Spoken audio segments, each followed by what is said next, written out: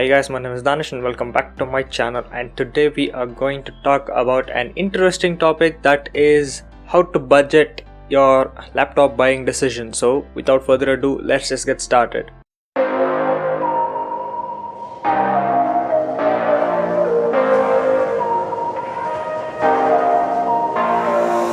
So I've seen this happen many a times where people have a set budget in mind, or most of them don't even have a set budget but are looking for a laptop that has to have everything, and that has to last long, and that has to be thin and light, and that has to have great performance, and all the conditions that need to be achievable in whatever price range that they have in their mind. So I'll just break this down into 3 or 4 simple categories so you can follow this through and make your purchasing decision on your own as well, without needing any external confusion with all the factors that are there into this buying decision, because this is not a small decision. This is a huge purchase decision that you're going to make, which is going to be with you for a couple of years at least. So it has to at least last you 3 or 4 years into your use case. So the first factor will be setting up your specification list, or the minimum specification that you require for your laptop to have all of it. So this comes down to a few different types of ways where you can get the specification that you might require. So number 1 will be whatever preferred software that you are going to use and work on will have a few set of guidelines that are the minimum requirements and the recommended requirement that they suggest for the system to have for it to perform optimally. So the minimum requirement will be for the budget variant, who will at least have to have the bare minimum to run the software successfully, and the other spectrum will be the recommended spectrum, where you have a bit more of a budget to play with, where you can go for the recommended spec and have a bit more robust hardware which will last you a bit more longer with the software that you're running, and a bit of a ease of life thing with all the small upgrades that you get with a little bit of a higher budget. Number 2, having a hard cap. So this is where you have a hard budget limit that you cannot cross. So think of it as 20,000, 30,000, 40,000 that you want to keep, and you don't want to go above that price range, and you want to keep the price range below that and get the best value for money for your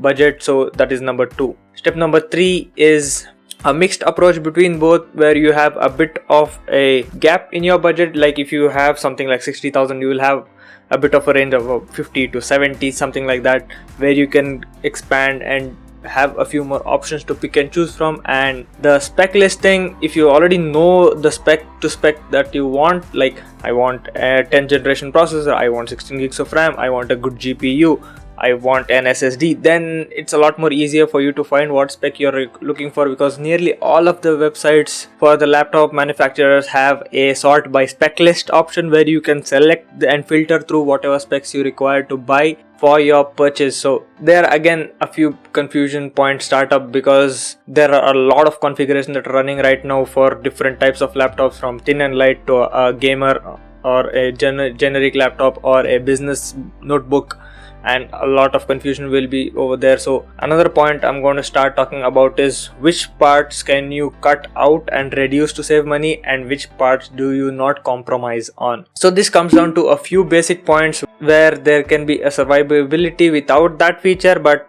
in other places it really hurts your lifespan of the laptop if you don't go for that option. So let's count down all the major components that are required to be looked into when you're buying a laptop. So number 1 will be processor, RAM, GPU and storage. You have to concentrate on these 4 components. There are other ancillary components like the resolution of the display, the refresh rate of the display, the size of the battery, the amount of ports which are present in the system, and the other reliability issues, build quality, and all of that come in the secondary category, which you can further filter down after you have a short list of devices with these 4 criteria in mind. So number 1, processor; number 2, GPU, RAM and storage.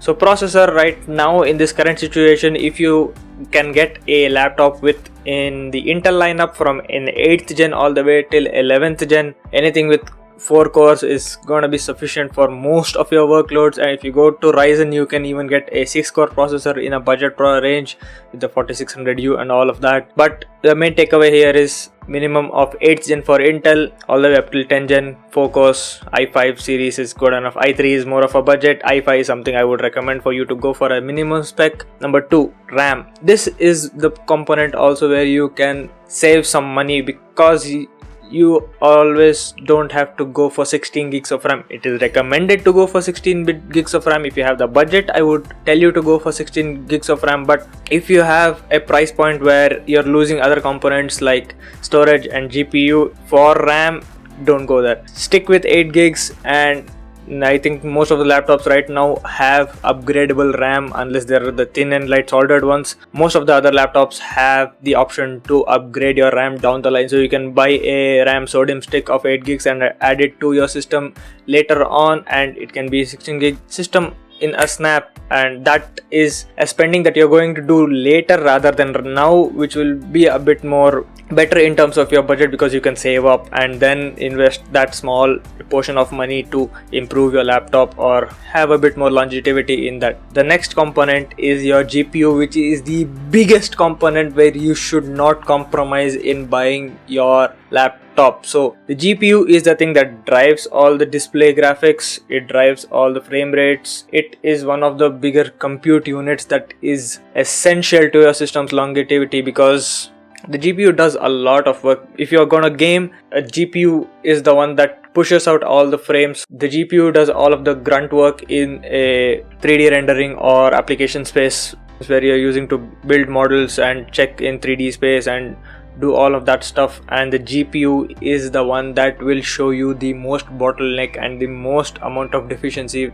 down the line, where all the other applications are upgrading and updating themselves and starting to get more and more resource hungry and bogging down the CPU. This is one component where you should not compromise. So currently the lowest spec of GPU that I can recommend is a GTX 1650. I know this is gonna cut out a lot of the budget buyers, but the MX 450, 350, 250, all of those are not good enough GPUs to be put in a laptop that is costing 40,000 rupees. Frankly, it's a bit of a rip-off, but I'm in no position to complain about that. So do not compromise on your GPU. And the final portion is the hard disk drive or storage media that you have to concentrate on into your device. For a budget device, having a 5200 RPM hard disk is not an issue, because all the other components as well do not have the performance to push the hard drive to its limit and be the bottleneck. But anything with a good enough processor, a good enough GPU,